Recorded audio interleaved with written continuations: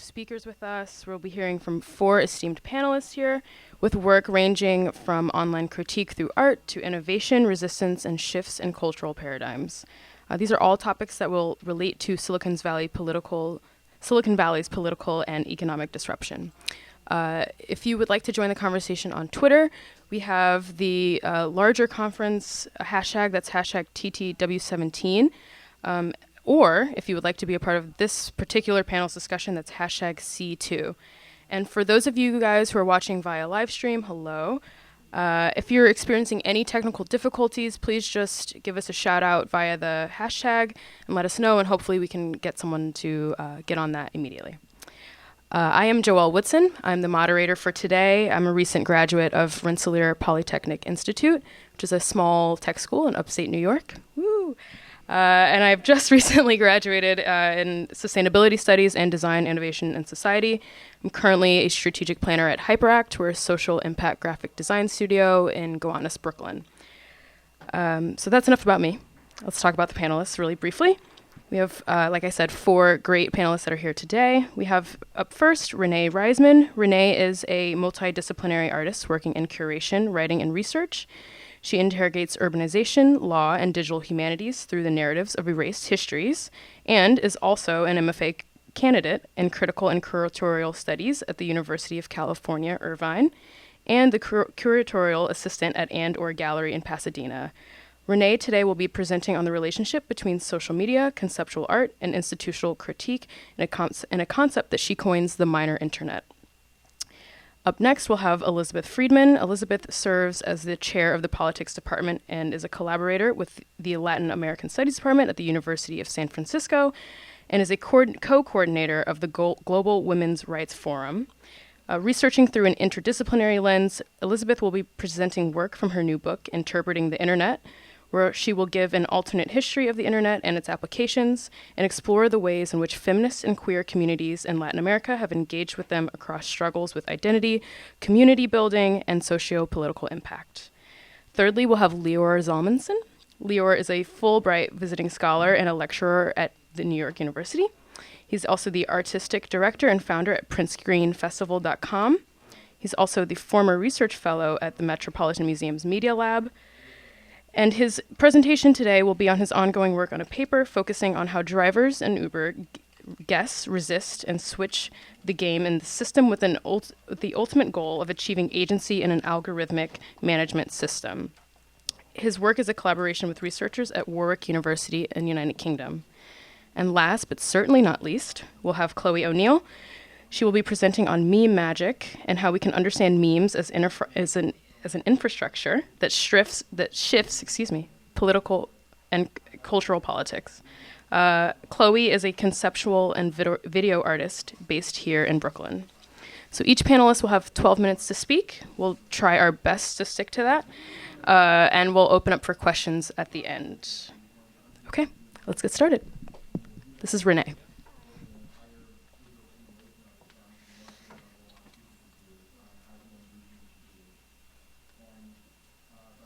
Great. Hi, so as you know, I am Renée, and I'm an MFA at UC Irvine, and I'm going to talk to you about what I call the minor internet, or non-radical innovations of internet-based art.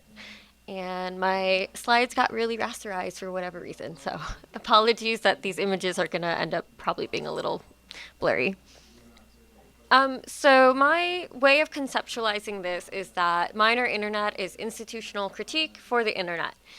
This was a phrase coined by the performance artist Andrea Fraser, who is known for making gallery works that, while they take place in a museum or gallery simultaneously, are kind of like provoking or pointing out the blind spots within these institutions. So she's really known for doing performance pieces where she might pose as a curator, and all her dialogue will be direct quotes from like other critics' reviews and stuff to kind of point out the absurdity of the institution.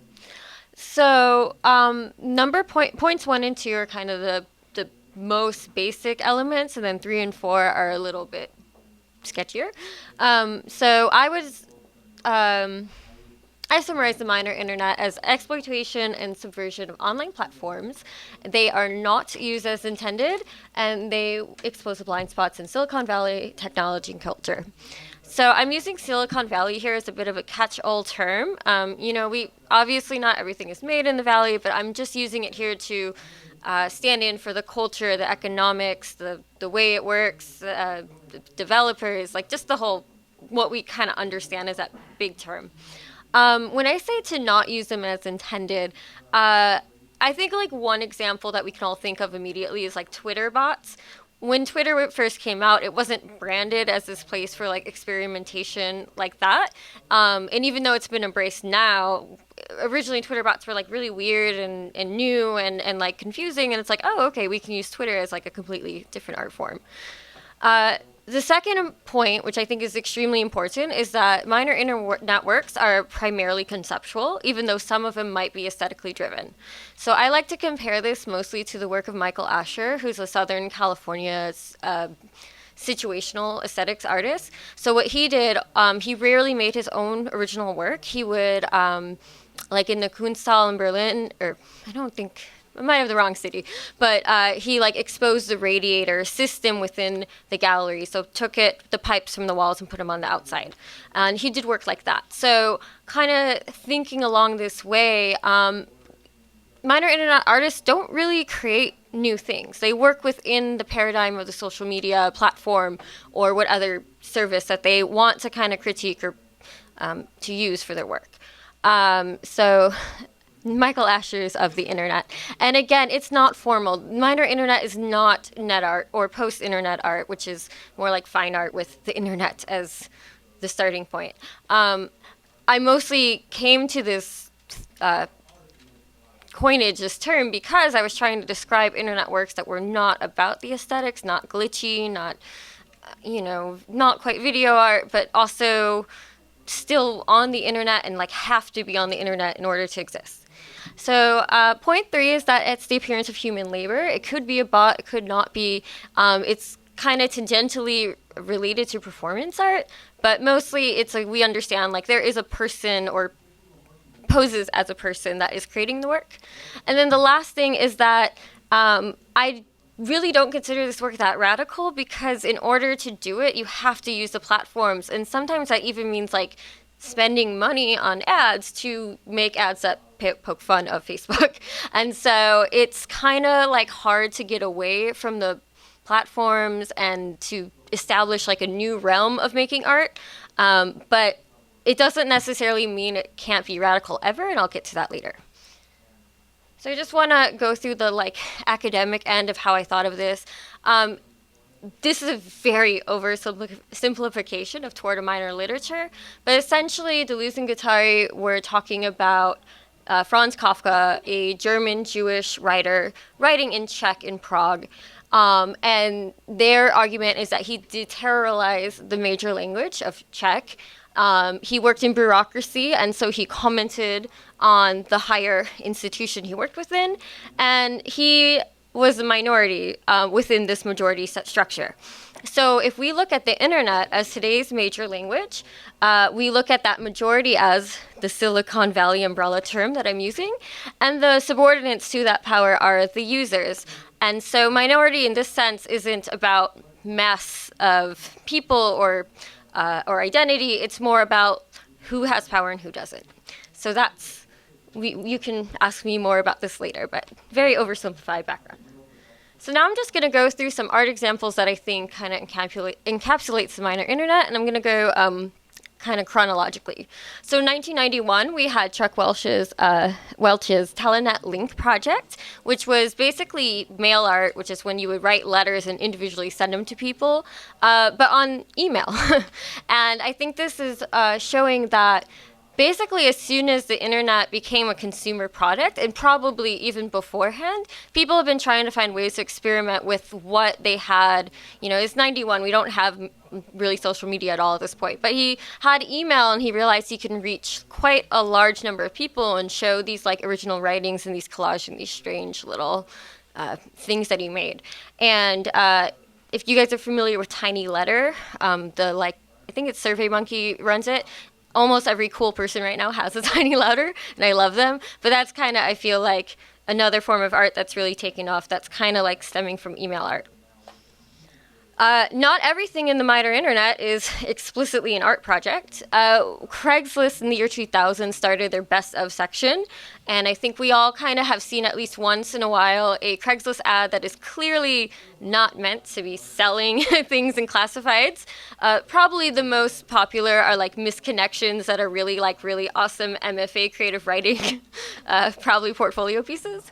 And so this is an older one from 2001 where you can get a Mud Hut studio for $600 a month. And it sounds like a really great deal. And, it won't wash away when you do the dishes, which is awesome. So, yes, just wanted another early example of what this could be. Lonely Girl 15, I think, is a really important example because it kind of is a ripple effect for a lot of themes we see in minor internet. This was a project of a woman who had a YouTube channel. It was basically, this is, I think, 2006. So it was very live journal-y. She exposed her feelings and emotions and talked about boys and all that stuff. And then it turned out that she was an actress and this was not even a real vlog.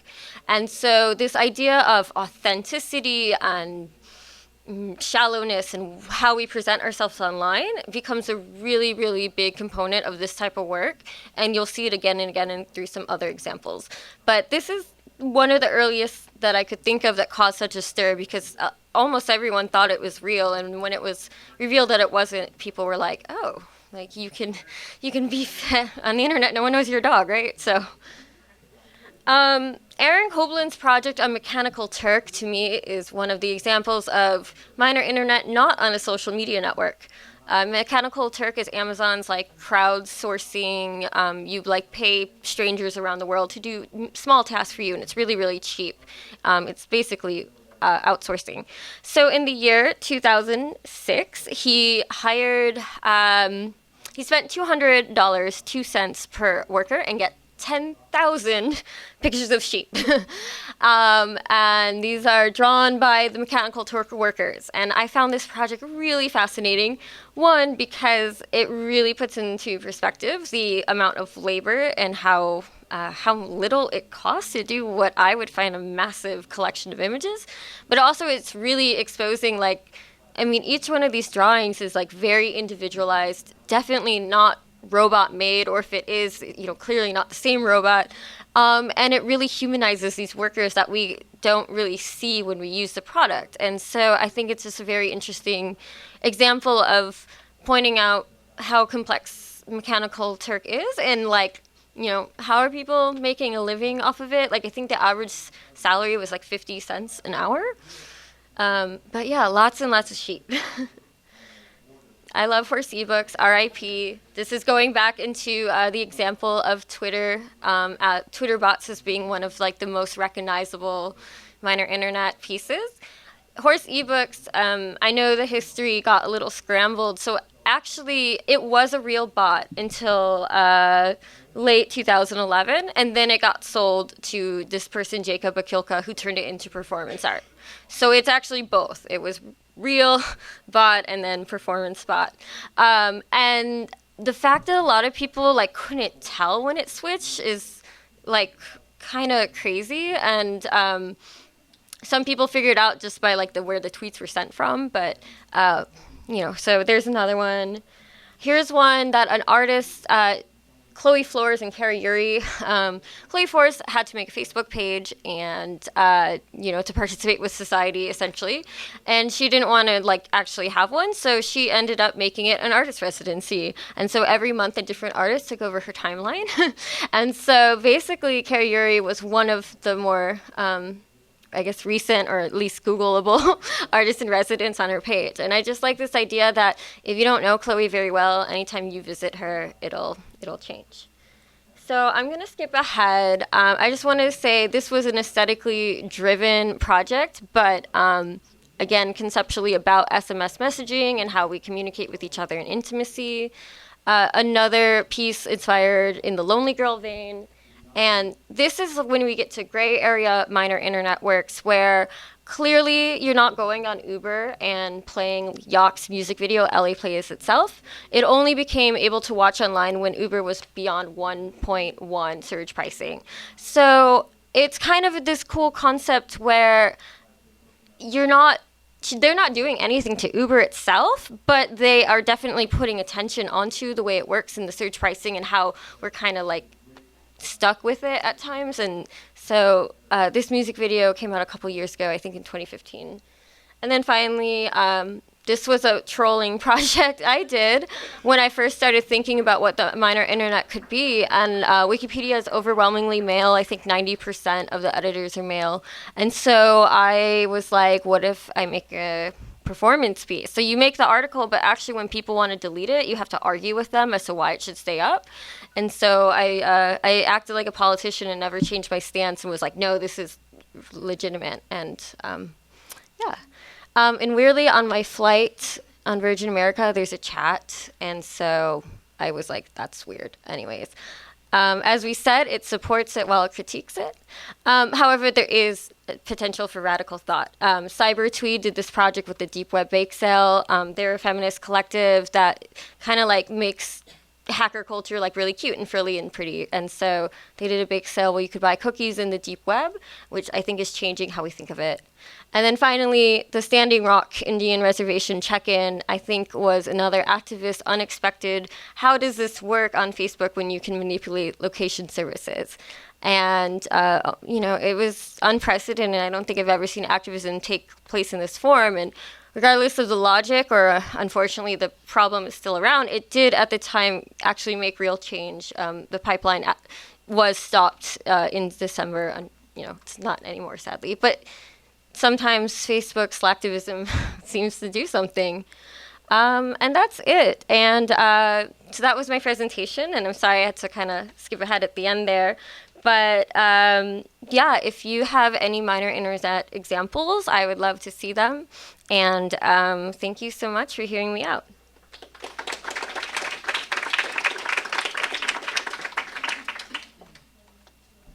Up next, we have Elisabeth.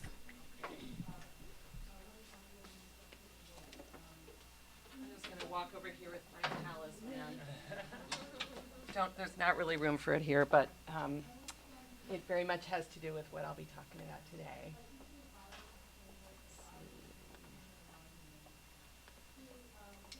Okay, so I just wanted to start by thanking the Theorizing the Web folks and Joelle for making this possible. This is such an interesting panel. I'm really honored to be part of it. And I'm really looking forward to hearing your perceptive questions. This morning has already been so fascinating. So as I may have indicated by sneaking over here with something completely offline, what I'm talking about today comes from a much larger project.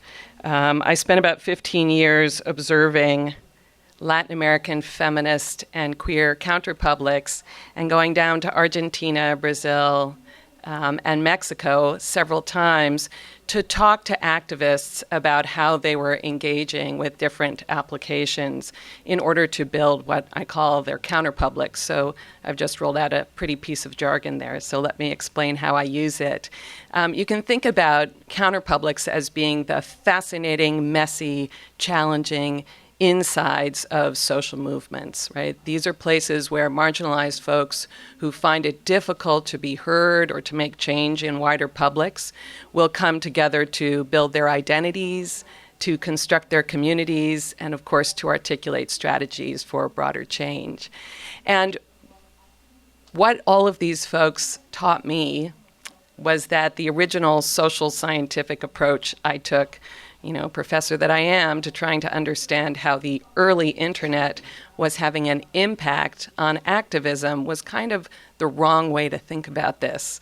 And I'm doing my mea culpa here to a group of people who, of course, are very aware of what I'm going to realize here, which is that we have to think not of technology as something coming out of there like a bolt from the blue, like a meteorite, and hitting human communities as if it is objectively removed from us, but thinking about society and technology as inherently enmeshed with each other, as mutually constituted. So when I went down to talk about sort of the dawn of internet time with these activists, already that internet reflected values, was mined by various kinds of social relations of power, and that what I was able to see over time is that as users interacted with various applications, they would transform them through their use.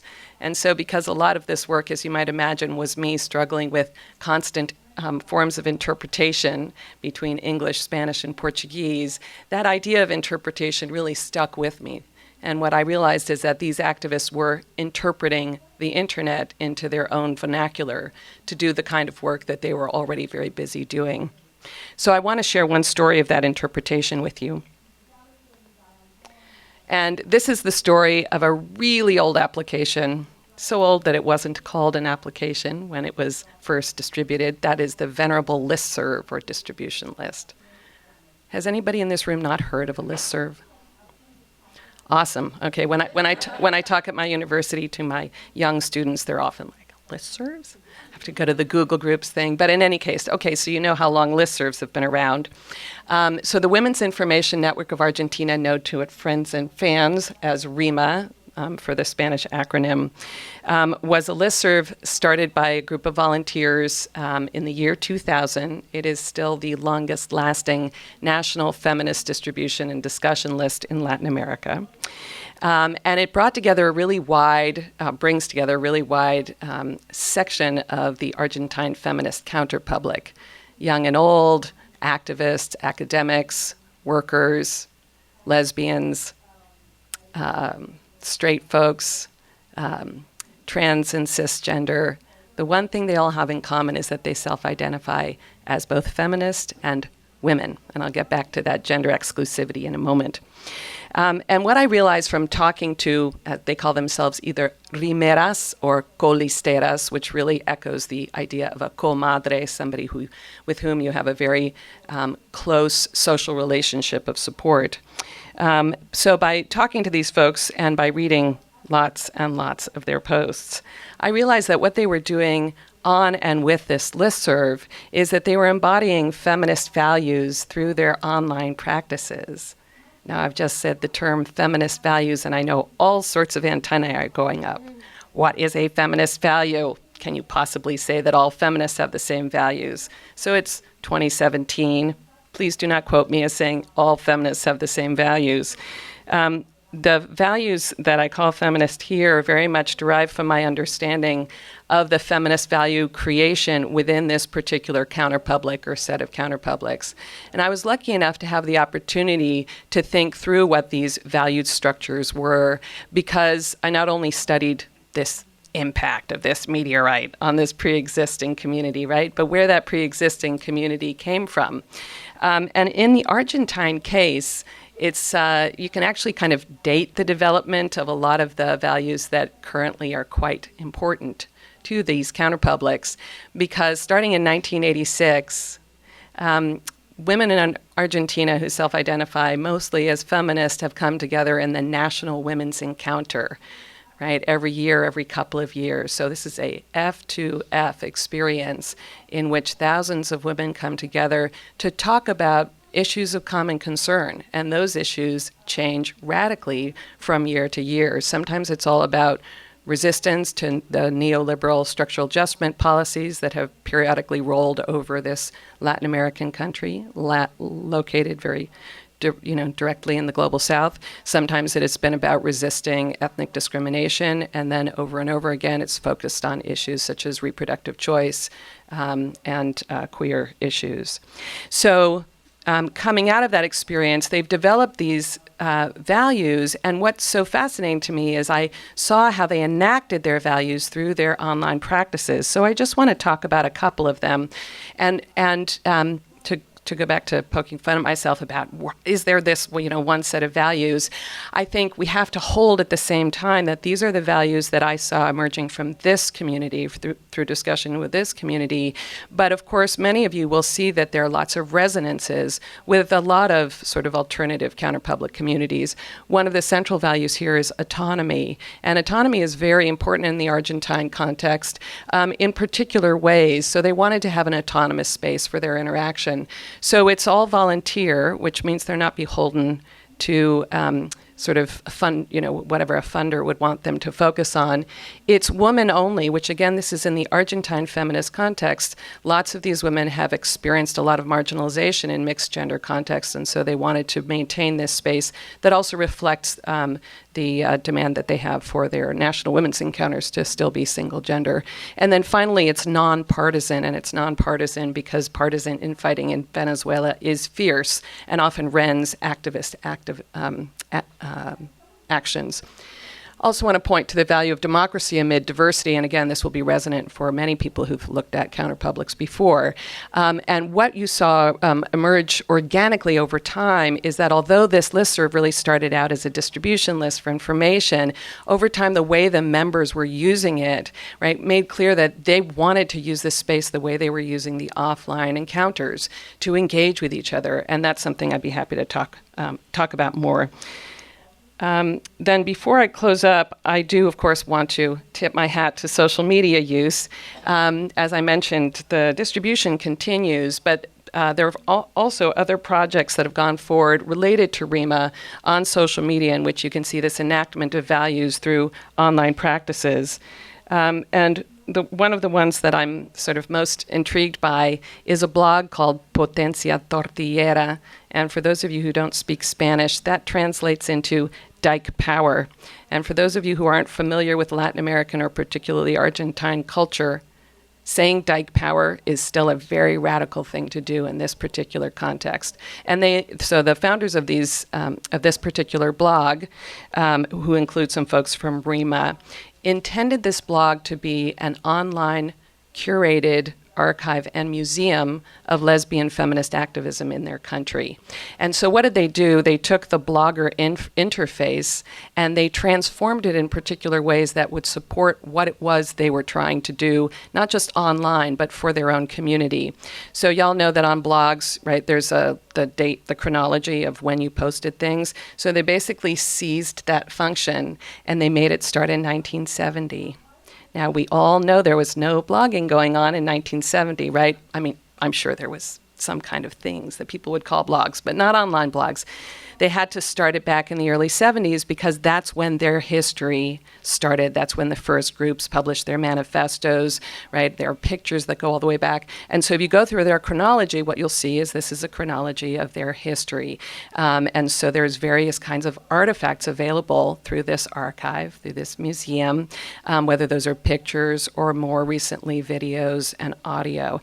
And they were very clear in terms of founding this blog that their main reason for putting it up there, for having this archive, is not only that they realized that their history was nowhere, right, written nowhere, not at all referenced in any sort of online or offline histories of Argentina, but they thought it was very vital to both preserve that history, and in particular to preserve those documents, right, at least scan them and put them on some cloud. But also this was important in terms of intergenerational transfer of activist knowledge, right, because this was a place, they said, younger activists can go, they can check out what happened before, and we're not saying accept it as this is the way things must be done, but engage with your history. Perhaps your history has some things to teach you or for you to engage with. So the Potencia Tortillera, again, is an example of how they've really reached in to a pre-existing commercialized space and really made it their own. So last thing I just want to sort of come back to, my main takeaway here, is that when we're thinking about disruption, and in particular, I mean, I'm sure we could have an interesting discussion about the difference between hacking and disruption. But I think often when we think about how things get disrupted, we may think about those in terms of either the physical internet or the logical internet, like we're disrupting the code, we're really transforming it in some base level way. But what I've found, what the activists I've talked to have taught me, is that there quite a lot of disruption can go on through right, the user interface. And in this case, I feel as though they've really disrupted the intention of these applications by transforming them in ways that can really serve their communities according to their own values so that they can have, sort of a more robust space for their activism. Thanks very much.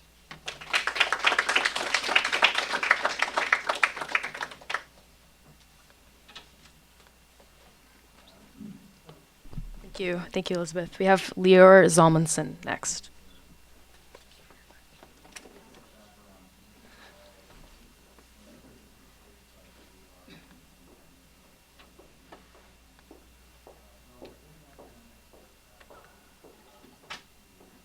Not using PowerPoint via Mac. Okay, wonderful. Thank you so much for this great panel so far and for this very exciting Theorizing the Web. It's only my second time here, but I love this conference. I'm going to speak about Uber, that was already mentioned here, and mostly about the resistance of drivers. How many of you have seen this article in the New York Times like 5 days ago? So some of you have seen. I recommend it. It's a really interesting long-form piece about psychological tricks, so to speak, mostly behavioral economics, that Uber, but not just Uber, all ride-hailing companies use in order to basically make drivers do whatever they want. And I like this piece, but one thing bothered me, and that was that I think this piece belittles drivers in a way, because they really play them only as like, pawns you could manipulate that easily. And they just don't give them enough credit that they are like smart individuals who understand what's going on. So I'm going to present some of my insights on the driver's side. I've been talking to Uber drivers, not just Uber, Juno, Lyft, for the last year or so, and we've been following their forums as well. So beforehand, what they did amazingly in the New York Times is defined the issue that Uber is facing. Basically, it's the issue of drivers' independence on the one hand, right? They're independent contractors, so basically Uber, so to speak, doesn't owe them a lot. But because of that, they are experiencing a lack of control. Like for Uber business model to succeed, they really need to control drivers in a very, very specific way. So the result is introducing what now is known as algorithmic management. Interestingly enough, the article that coined it came from human-computer interaction discipline. And where they called algorithmic management basically software algorithms that assume managerial functions. So it's basically outsourcing that to the algorithm. Let the algorithm take care of it, and it's really useful when you need to oversee myriads of workers in an optimized manner at large scale. And there was another one by Alex Rosenblatt and Luke Stark that talked to drivers and saw how big basically are the information and power asymmetries they face, because that system does not give a lot of information to drivers, and part of Uber's success in controlling drivers, not just Uber, Lyft as well, is by not revealing everything to them, or like choosing strategically what to reveal and when. And last in my introduction is I'm going back to the New York Times piece, because I like the fact that they use the word gamification. In many ways, it is now known that the way Uber uses or exercises control is sort of similar to the idea of gamification, where one of the main basically procedures, I would say, is introducing them to a goal. I know you can see this clearly, but introducing them to a goal and say something like, oh, you're just like a mile away for that goal, like 2 customers away, and then kind of like hooking them up in a similar way to how video apps or Netflix are working. So in my research, what I found out is basically I'm recording the tension that occurs between the independent autonomous labor that prides themselves for being flexible in terms of time, for being their own boss, for working in isolation so they don't need sort of to report to anyone. But in the same time, how does it align, or what is the tension that rises when it meets the algorithmic management and governance, meaning a technology that has no transparency almost, that has information asymmetry, and where the human drivers in this case cannot really talk to other humans. I don't know if you know this, but Uber doesn't have a human driver support. It's all via email and mediated communication. So even if they have something serious, they cannot complain to another human being about this. the result of this tension is what I phrase, but using sense-making, which is from the organizational literature, guessing and sense-making the system. By the way, it was written in the title, but I haven't mentioned this again. This is a work I'm doing at NYU with two researchers, Mareike Millman and Ola Enfridsen from Warwick University. So I would like to just give them credit where it's due. And basically, when drivers guess and sense-make the system, they do it many times through online forums, where they get social reinforcement and they create stories and myths together. Sometimes that leads to exaggerations, sometimes that leads to uncovering the truth. That depends on the case. But the result of the guessing and sense-making is that they end up, some of them, of course, resisting the system, switching the system, or gaming the system. And I would like to elaborate on that.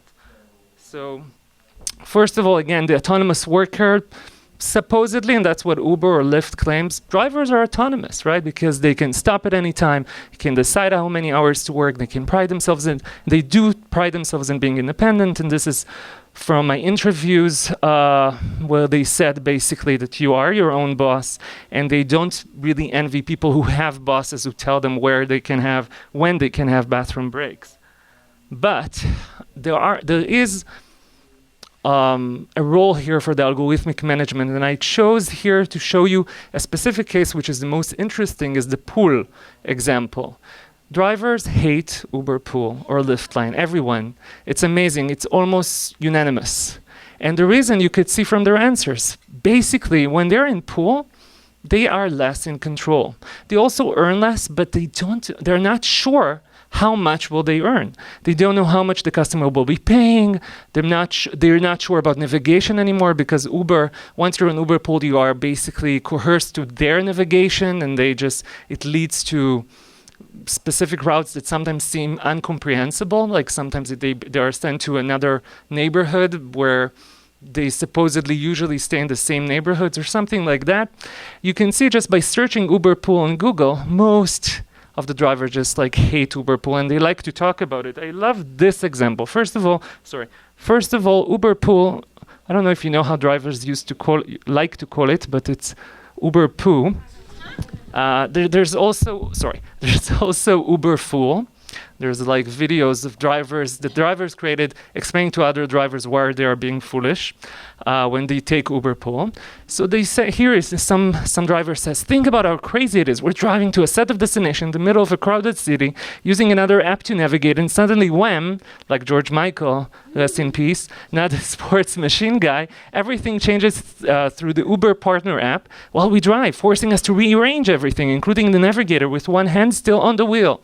So for them, it's a crazy experience of loss in control, and it's not worth it in terms of money as well. So what do? So first of all, they try to guess and understand the system. They try, in a way, as a precursor to outsmarting the system, they try to guess it. So this Lyft driver that I interviewed, basically, he couldn't never make it to the goal of, I think it was 75 rides or number of rides, and he really thought Lyft is manipulating the goal, and when you're close to it, they will just not give you a ride. It will take hours and hours. And frankly, I don't know if that's the truth, but it was his truth, and that's what's important. And they go to the forums where they converse, where they make stories. Maybe some of them are truthful, maybe some of them are exaggerations. It doesn't really matter. And there they can, of course, get social support, but it's also in many cases enforces their own bad feelings and make them resist. So 3 ways of resistance. One is actual resisting, or usually stopping to use the system. For the forum, sometimes the language is very resistant, right? We, the partners, will oppose slavery and will stand for our right until the last one of us. No pool for life, who is with me? So and I like this example. My mom would make dinners with olives, but I wouldn't eat the olives. As I grew up, my mother would ask me if I liked olives. After years and years of telling her I will not eat olives, she has stopped her attempt to feed me olives. So this strategy of let's just resist Uber Pool by not taking Uber Pool, maybe Uber will understand we don't like Uber Pool, will stop making us do it. And of course, there's Facebook events and basically campaigns that they create in order to resist together and sort of covering the fact that they cannot be unionized. they can also switch the system, and the competition really helped them. So you could see for some advice somebody gave on a Uber People blog that says, drive Uber for 1 week, Juno next, Lyft third, and sort of like manipulate the fact that you can get a bonus at each if you're just starting to drive. Of course, if you've been probably using one of these systems, you've saw that your driver has more than one system in place, and usually they do strategic switching all the time. For lack of time, I'll move to gaming or tweaking back the system.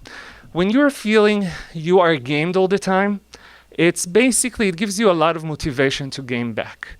Sometimes this could be sort of like, raises questions of ethics because it can hurt the passenger side, the other human customers there, like this driver that tells to customers he didn't like for some reason, that he drops them off and ends the trip before, and basically clicks on the cancel button before they can rate him with a bad rate. And those are the kind of advices that you can also find in the forum. And there's this interesting app for Android that gives tips to the random Uber driver. For instance, the fact that he should download to his device the customer version of Uber, because there he could see basically a lot of things that Uber doesn't tell or doesn't disclose to the driver side. Like in this case, the passenger app shows where other Uber drivers are. If you're surrounded by drivers, this strategy can help you get into better locations. So just a few concluding thoughts. First of all, as you know, Uber is under a lot of pressure these days. So they defined 2017 as the year of the driver. What it will actually mean, it's a mystery. Nobody really knows. Drivers are not sure of that as well, but I'm hoping they will do something. But probably I'm not hoping. Uber thinks about Uber first and foremost. I hope they will think better of drivers as well. One good examples I've seen. A lot of drivers like the Juno app, and one of the reasons they like it, other than the fact they take less commission, is that they get shares. They're being partners, real partners in the Juno. And that's what they thought is most important. They have real human support. When they encounter a problem, they can talk to an individual who listens to them. And that, I would say, that was the most popular comment from Juno drivers. That's what they were really looking for. So I think this talk, I don't know if it was reassuring or like optimistic, but I think that the optimistic thing we can take from it is in the face of automations, we should give credit to drivers, that they will find creative ways, as long as we're humans, as long as we're not automated drivers, as in robots in cars, drivers will find a way to use the same technology to regain back control and a sense of agency. Thank you so much.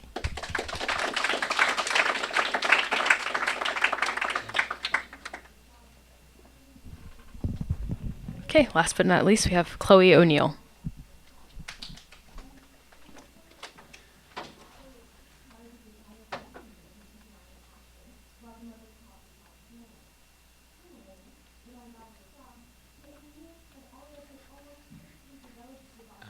How do I...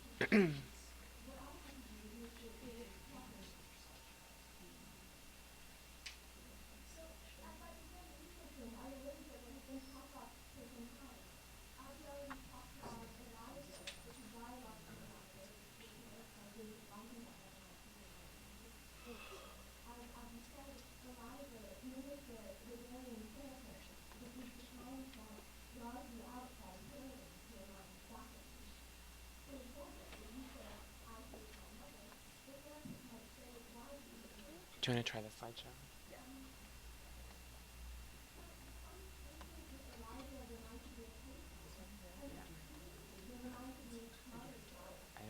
I tried to put it into a PowerPoint and it like messed up the format.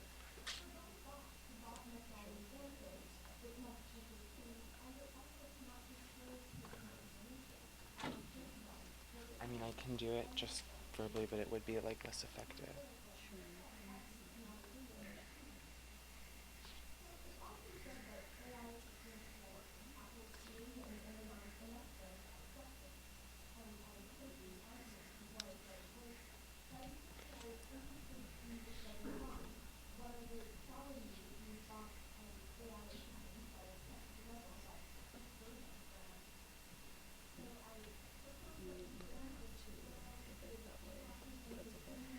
Verbally?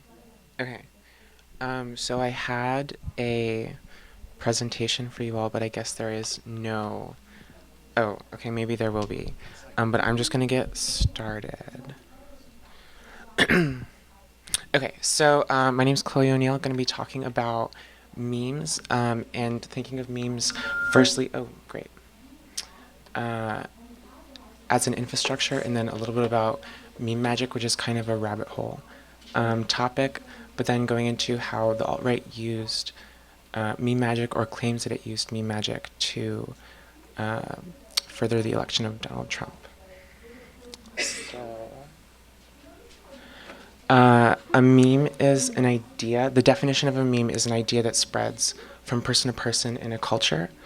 Memes are images that are symbols, or memes are images or symbols that carry an idea or an ideology that exists through an emotional response. So you can think of them as an image that carries an emotional reaction, and memes exist on an independent level between that image and the person who's interacting with it. And through that emotional response, there's kind of an idea or an ideology behind a certain meme. Memes themselves don't appeal to reality. More often, they appeal to irony and share their content through that rather than like kind of logic. And memes are always made in response or opposition to contemporary culture or events, and they're highly adaptable and flexible. Political memes are a little bit different. Use the same kind of irony and ideology, couch their political goal in irony, and use usually negation as a political tool to chip away at the opposing ideology or the politics that they're working against. So I argue that we should think of memes as a cultural symbology or a system of language. Memes work to share ideas subliminally through the creation of cultural symbols. And in so much that memes also exist in a post-viral internet economy, being that it doesn't matter if a meme becomes viral, so much that we're constantly being exposed to it and ingesting it. So in that way that it exists in an independent relation with the viewer, memes don't kind of drop off in the way that a viral image or a viral news article or a listicle would after it becomes viral. Meme magic is a part of that. You can kind of like divide meme magic into two parts. The first part being chaos magic, which is kind of an old idea that you can make real events happen through the creation of symbols and sigils through like a will to power, or creating a belief system that makes those makes that happen. And then secondly, meme magic describes the ability of a meme to sublimate certain ideas or ideology into larger cultural consciousness through meaning making, which is a word that I'm using to describe the meme's ability to carry ideas as well as instantaneously share those ideas, spread and co-opt, and redefine certain cultural symbols to mean certain things to certain people. Yeah. So the best way that I think that we can think about memes is as a certain kind of explosion or a fireworks show. Going into this explosion are a certain type of identity or cultural politics, virality or the ability of a meme to become viral and be instantly shared.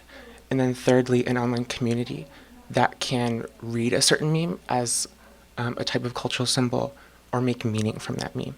So then the meme happens, and then you have meme magic, which, as I said, the push for that meme to become shared throughout any given culture, and then feels being the emotive response that you get when you look at a meme, which carries a certain ideology or an idea. And then thirdly, extremism, which is kind of, so if you think of, because memes exist in a post-viral economy and they're existing kind of constantly and instantaneously without like a sense of time, you could go on your Facebook feed and see like 30 different memes in 10 minutes. And that means that memes, in order to become memorable and stay relevant, there is like a push towards extremism. So memes become more and more extreme. Different like groups of memes become more and more extreme and become like shit posts, which is like a meaningless meme. So in thinking about this as like a larger economy, there are 4 different forces that are affecting a meme at any given time. As I said, the shitpost being this like push towards extremism and meaninglessness and a kind of like absurdist nihilism. And then the counterforce to that is legibility, or the need for a meme to first make sense, but also carry ideology. And then on the other side of that is meme magic, or the push for the meme to spread into larger culture. And then also oversaturation, being the kind of loss of depth perception that we get when we look at too many memes. Or when you look at memes for too long, things start to like not make sense, and there's like a sort of overwhelming feeling that you get. So I think that we can map or mirror this same kind of the forces that are affecting the meme economy onto the contemporary political field that is existing on the internet today. So on one side you have the alt-right and the alt-left that are using memes to build aesthetic and culture, and at the same time sharing their political ideas. I'm not going to get, cool, okay. So whereas the alt-left exists mostly on Facebook, working on things like neurodiversity, neurodivergence, gender diversity, Black self-determination, reparations, things like that. The alt-right kind of exists on the opposite end, working mostly primarily around white nationalism, anti-Semitism, conspiracy theories and occultism, economic nationalism, and Nazism.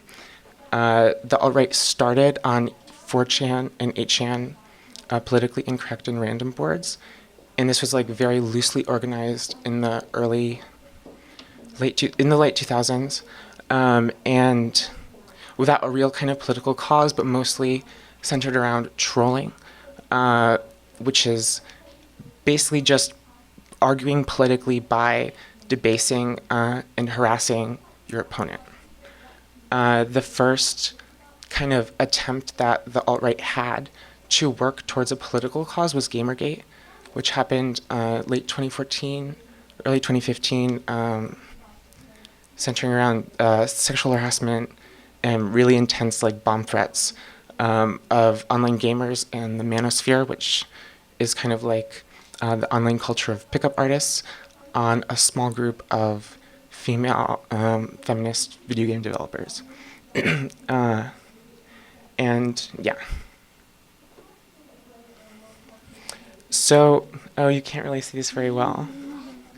Well, this is a Pepe meme. It looks a little bit different on my computer. But basically the most famous example that you all have probably heard of is Pepe the Frog, of the way that the alt-right used memes and meme magic to accomplish a political cause, being, in this case, the election of Donald Trump. So basically, Pepe the Frog started in 2005 as an illustration, which kind of became like a very popular internet meme in 2012, 2013. And on message boards, 4chan and 8chan, so there's like a number of like synchronicities that happened here. People would say kek, which means LOL, on these message boards. And eventually someone connected Kek, which is the Egyptian god of chaos, to Pepe the Frog, because the Egyptian god of chaos, Kek, is a man with a frog head. So there's this kind of like revolutionary meme, and of course, the alt-right lends itself to conspiracy theories. So people had started to get this idea that Kek was the god of chaos magic, and he was, Pepe the Frog was a reincarnation of Kek, kind of coming back to help the alt-right use chaos magic. And yeah, so basically what happened is, almost at the same time of this, the alt-right picked up Donald Trump and decided to push for his candidacy on the internet, and also kind of use similar organizing tactics that they used on Gamergate to harass and troll and make a lot of noise on the internet in order to debase liberal, other kind of like left movements towards Hillary and activism around Hillary on the internet. And around at the same time, Hillary started talking publicly about the alt-right and Pepe the Frog, naming Pepe the Frog as a hate symbol. And at the same time, the ADL did as well, which kind of gave it a lot more power. Also, September 11th of last year, Hillary fainted in New York, right at the same time as she started talking about Pepe the Frog. And this was kind of like a point of galvanization for the alt-right. And this continued not just with Pepe the Frog, but with a number of other memes. I'm intentionally not showing you these memes because you can easily Google them yourself. With the point being, this also looks weird, but so the alt-right kind of solidified in a really visible way by joining up with people on message boards, with public individuals, and of course with Donald Trump famously tweeting an image of himself as Pepe the Frog is kind of the biggest part of that. And whether or not meme magic was at play here, it doesn't really matter. I think the fact that Donald Trump won the presidency kind of gives power to the chaos magic that was at play here, and as well as gives us an idea of how memes are used in contemporary culture. So kind of concluding thoughts, what I hope that you all can get from this is that thinking of memes in new ways in order to work against the alt-right and basically how to better use memes and how to better organize on the internet and understand how memes work on the internet in order to work with them on the left. Cool.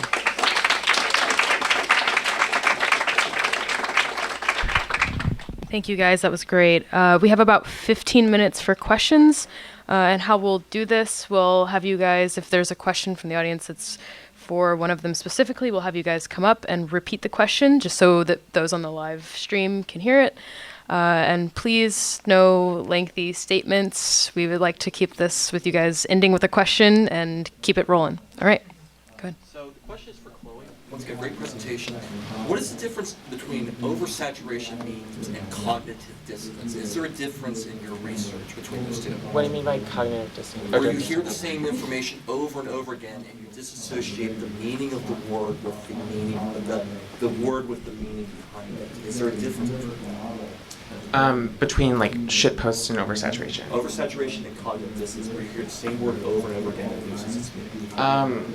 No, I mean I think it's the same. I think that the point of oversaturation is that it exists more broadly, and I'm thinking in terms of images and aesthetics. It's not necessarily seeing the same meme over again. It's seeing so many memes. You kind of get a feeling of being overwhelmed by internet content. In terms of which kind of exists, which is what I mean by post virality. My question is for Renee.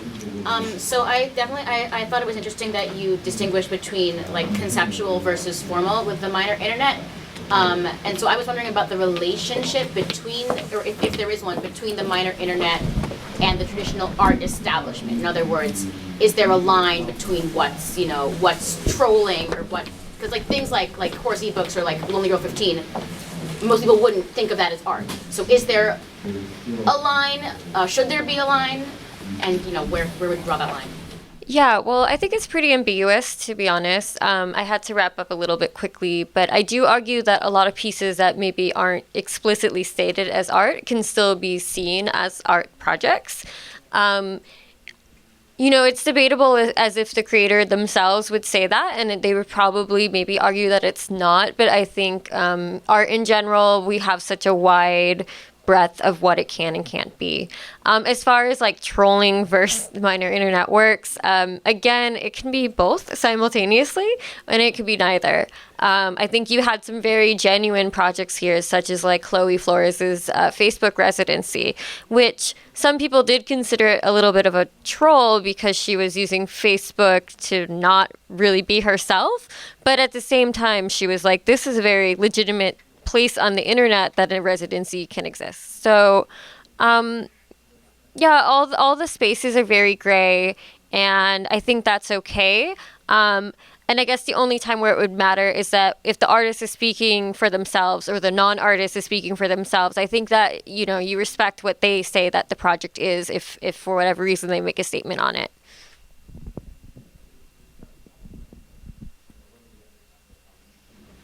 So my question is for Chloe regarding the meme magic. Part of what makes a meme, I guess, viral, but part of that is that it's somewhat humorous and people don't really take it seriously, they just laugh it off. And coincidentally, Donald Trump as a character in society and popular culture kind of had that same sort of character, right? Where people didn't really take him seriously, but he was kind of serious because he's a billionaire, but he was still like this reality TV star, and he wasn't like a serious billionaire businessman person in society. So how much do you think of like the idea of meme magic is tied to the persona of like a Donald Trump versus like could meme magic, could that have worked for like an Obama where No, I don't think so. I think that there is like a real importance in irony and for memes to not be logical. I think the second that they represent like an establishment or the second that they represent a kind of logicalness, they lose a certain character.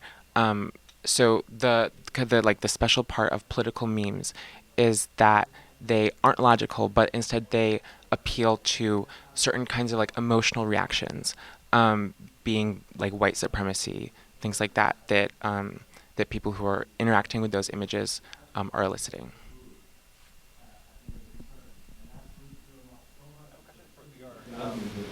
You spoke mostly about Uber and other drive-down services, but from my understanding, the end game is use the driver. The cars have to drive themselves. To what degree does your framework work in other kinds of like, I don't know what the term is, but labor that's on demand? I don't know what flexible. Flexible. I know that. Yeah, sure. The question was basically if I can generalize the claims that I made to more than just Uber, the Uber business model, but maybe to the broader gig economy or labor on demand sort of thing. I think we need to theoretically separate between the gig economy and algorithmic management or crowdsourcing.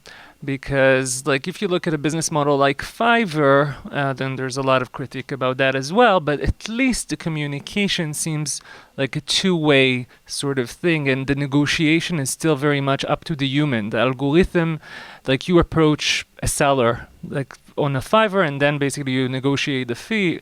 There are problems also with that business models, but I think ride-hailing or ride-hailing is the best example for something that is being, as you said, kind of like prepared to the age of automation. I think we are all like in this sort of like in the between days, in which this is like maybe just like a segue solution to an age where humans will not be needed, and that's why they are being mistreated as such. I don't think I can then generalize it to gig economy broadly. There is a lot of papers on Amazon Mechanical Turk, because they are not getting a voice in many cases. Policies are being enforced on them.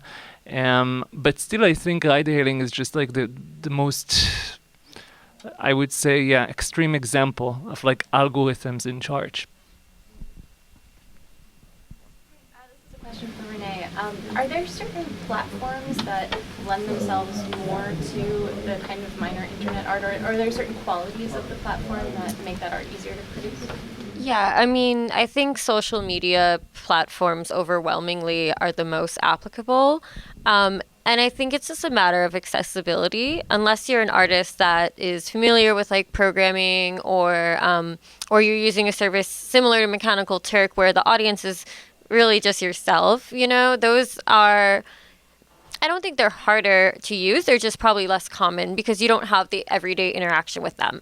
Whereas especially with Facebook, Twitter, and Instagram, I think those three more than anything have become like really the major place where you see it. But I've also seen projects on Tinder. I've seen projects on Snapchat. I've seen Wikipedia is another one. Like I had to gloss over Miranda July Somebody app, but like creating an entire app of your own to like make a work, it's different degrees. But I think the major social media platforms are like, that's kind of like the sweet spot right now. But I'm really excited to see it move on to platforms, or even not even social media, just like, I don't know, internet things. I'm like blanking. But yeah, I'm just excited to see how it spreads beyond that at some point.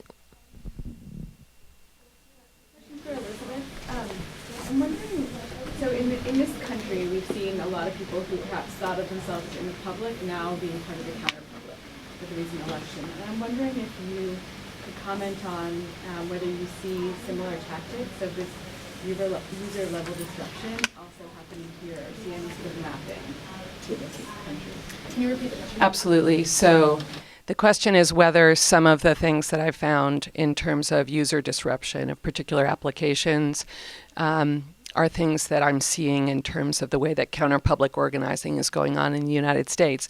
But I really liked how you started by saying that there are people who perhaps thought of themselves as part of the public who are now feeling like they have to sort of in a way maybe retreat or regroup in counter-publics. And I think because, Chloe laid it out so beautifully, if you have this political spectrum in which one part of the political spectrum is dominating institutionally, and not just at the national level, right? We're very aware of what's going on at the state level as well. Then what happens to the other end of the spectrum? And I think probably, I really like how Chloe sort of put out there, those memes came from somewhere, and they came from, I'm sure, some are one-offs, but some of them were deep in Fortran or 8chan. And sort of, so you saw that emerge into public space from an alt-right counter-public. And so I think similar things are going on in terms of alt-left counter-publics.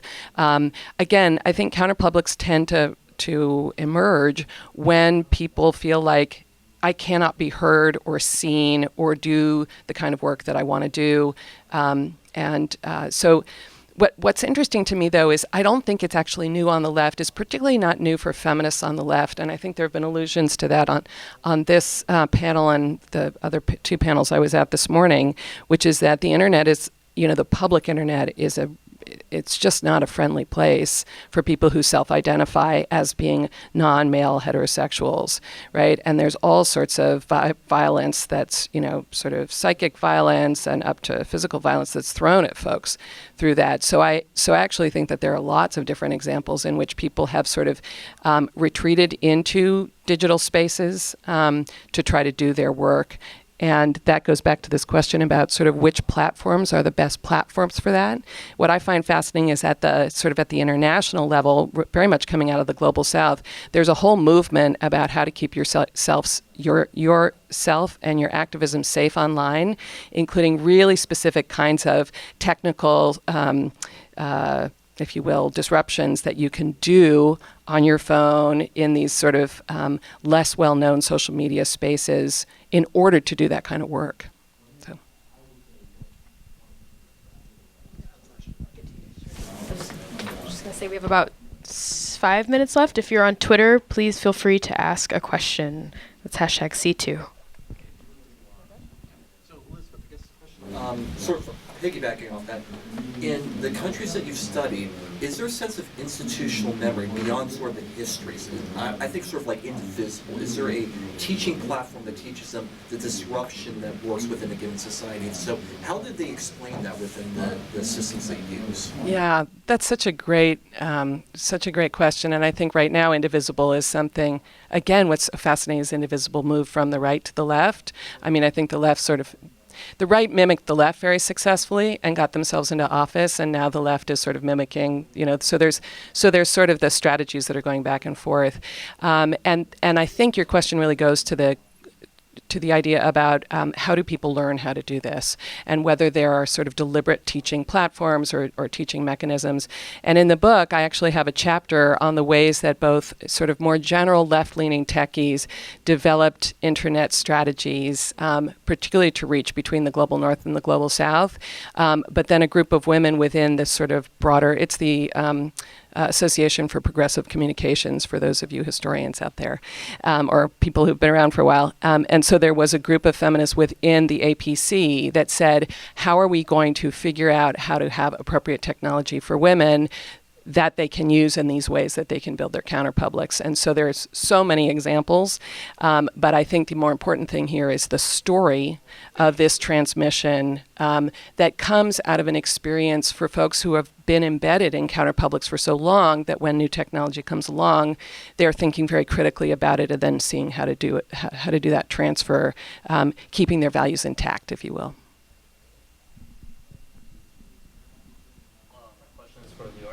So it's pretty much common knowledge that autonomous vehicles are going to be a commonplace thing, and the drivers, I'm pretty sure, are well aware of this, right? I'm just wondering, in terms of like, are they taking this threat seriously? Do they see this as something that's like this existential threat that's going to come and destroy all their jobs? Are they preparing for a different type of job? Are they like organizing together to like unionize against Uber and Lyft? Or is this something that they're like, this is 20, 30, 40 years away? So first of all, most of the people I've interviewed seen this as a temporary job. So most Uber drivers do not believe they will want to keep this job 5 years from now. So I would say most of them are not at all worried because they think they will be in another place. Some of them are formerly yellow cab drivers, and with them I did see some concern. And they have a lot more also place to compare the working conditions, and I think those people are much more active. This is not a not tested hypothesis, but it's interesting for the future. I think those people kind of behave a bit differently over these forums because they are used to a different work environment. They are used to more knowledge sharing with their peers. But most Uber drivers, the large majority, just don't believe they want to be an Uber driver 3 or 4 years from now. Time for one quick question. I'm wondering why this idea of the minor internet has to be separated, or why you make this move to separate it from net art and the history of net art, which is, in my opinion, like, actually I'm teaching this to my students who are like maybe around here, like has this history of culture jamming and misusing platforms and kind of misrepresenting. Why make that pull away? I really kind of came down to categorization and clarity. It was mostly from my personal experience of trying to explain types of projects that I was interested in, and like a constant need to be like, it's not about how it looks. It's not about making it appear different. And there's a lot of like questions of like, how does conceptual art work, and where is the space for it? And so it's like, can it even be online because the internet is such a visual platform? And so I think I was trying to explore like, yeah, can we have works that are conceptual, that exists in spaces that we purely think is visual, more or less. And so I think there's also a lot of commonality between minor internet and net art. There's definitely projects that you could say are both because they are super aesthetic, but also very like supported by the concept or the theory behind it. So I don't think the distinction needs to be very sharp, but I do think it should be there just as a way of making it easier to describe or to clarify. Or if an artist is thinking about working online and they're like, I don't know how to call this art because there's no space for it and people won't see it as such. It's like now there is becoming a platform or a voice for this type of art that maybe has already, it's like probably existed since the beginning, but it was really hard to pin down. So.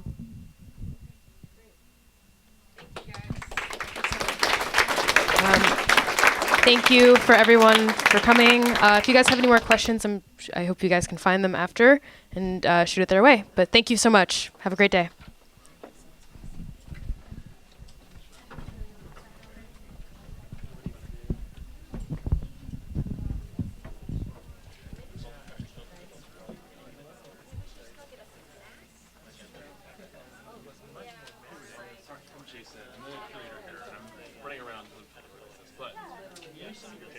I would love to touch with you because